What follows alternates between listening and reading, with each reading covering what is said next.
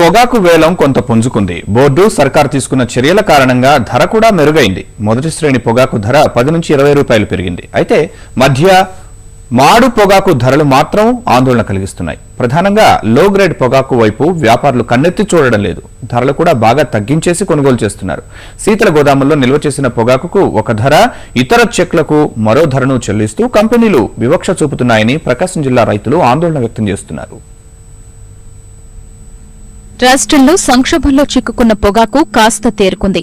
కేంద్ర రాష్ట్ర ప్రభుత్వాలు చేసిన ప్రయత్నాలు రైతులకు ఊరట కలిగిస్తున్నాయి. ఒకానొక దశలో 90 రూపాయలకు పడిపోయిన మేలిమి పొగాకు ధర ప్రస్తుతం 120 నుంచి 130 మధ్య విక్రయమవుతోంది. ఆయా ప్రాంతాల్ని బట్టి సర్కార్ నిర్ణయించిన ధరల ప్రకారం కంపెనీలు కొనుగోలు చేస్తున్నాయి. ప్రకాశం జిల్లాలో 10 రోజుల క్రితం వరకు 40% బేళ్లు వెనక్కు వెళ్లగా నేడు 80% పైగా అమ్ముడవుతున్నాయి. ప్రధాన కంపెనీలతో పాటు ఎగుమతిదారులు ముందుకొస్తున్నారు.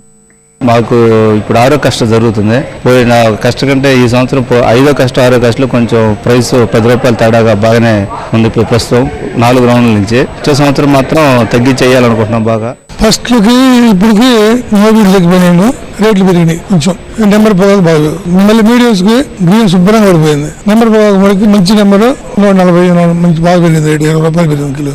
దీంట్లో కోల్డ్ స్టోరేజ్ పెట్టారు. వాళ్ళకి ఇప్పుడు 140 పట్టి చెక్కులు మొత్తం రోజు దానిలో పెట్టిన వల్ల పొగాకు చెల్ల బరువు తగ్గల, క్వాలిటీ పరంగా బాగుంది. 145 కొన్నారు. ఇంతకుముందు 1,50,000 2 లక్షలు వస్తే నష్టం అనుకున్నారు. ఇప్పుడు కొంచెం ఇట్లయితే 1 లక్ష రూపాయలతో బయటపడతారు.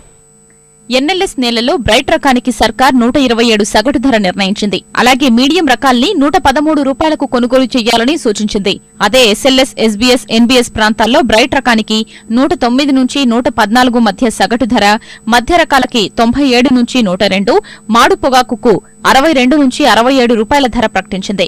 అయితే గతేడాది 12,000 దాకా కొనుగోలు చేసిన మాడు పొగాకును ఈసారి 6,000కి కూడా ఖరీదు చేయకపోవడం పట్ల రైతులు మండిపడుతున్నారు. కాకపోతే ఇప్పుడు ఏంటంటే క్వాలిటీ పొగాకు ఎక్కడైనా మంచి పొగాకు ఉంటే ఏసీలో పెట్టుకున్న వాటిలో అవి కొంటున్నారు. కానీ మా దగ్గర ఉన్న పొగాకు కాకపోతే 1,000 అటు ఇటుగా కొంటున్నారు. కానీ ఆ క్వాలిటీ పొగాకు మా దగ్గర లేదండి. నిలవలా. ఇప్పుడు 6 నెలలు 7 నెలలు అండి ఇప్పుడు కూరింగ్ చేసి. ఇప్పుడు 8 నెలలు ఇంకెంతకాలం ఉంటుంది మా దగ్గర. ఆ కలర్ అంతా మారిపోయినకే, లేకపోతే అప్పుడైతే బాగానే కొనేవాళ్ళు. పొగాకు ఒక్కొక్క చెక్కుకు వచ్చి కింటాకు వచ్చి 10 కేజీలు లాస్ అవుతుంది.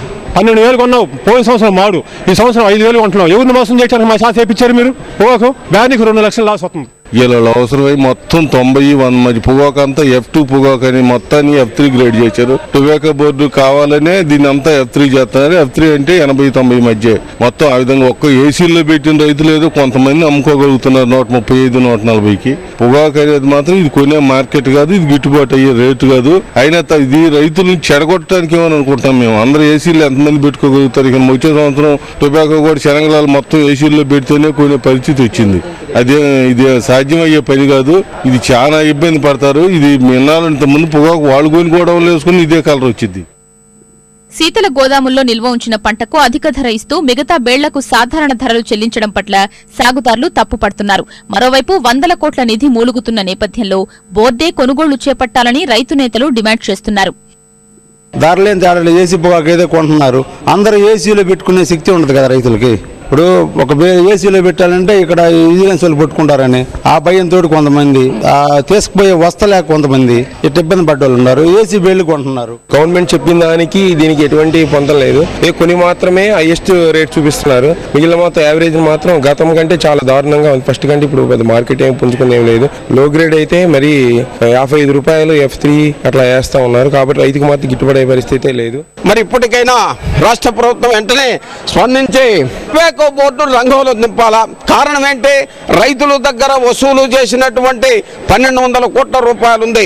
దానితో 200-300 కోట్లు తీసుకొని ఒక 30-20 మిలియన్ టొబాకో తీసుకుంటే మిగిలింది వ్యాపారస్తులు కొనుగోలు చేయడానికి మార్కెట్లో వేలంలో పోటీతత్వం ఏర్పడుతుంది. కనుక గతంలో కూడా 99లో ఎస్టీసీ ద్వారా కొనుగోలు జరిగింది.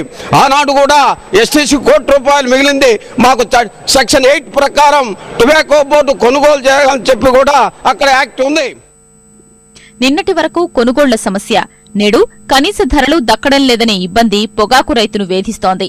గోరు చుట్టుపై రోకటిపోటులా సరకు నాణ్యత పేరుతో వేర్వేరు ధరలు చెల్లించడం రైతుల్ని నష్టాల పాలు చేస్తోంది.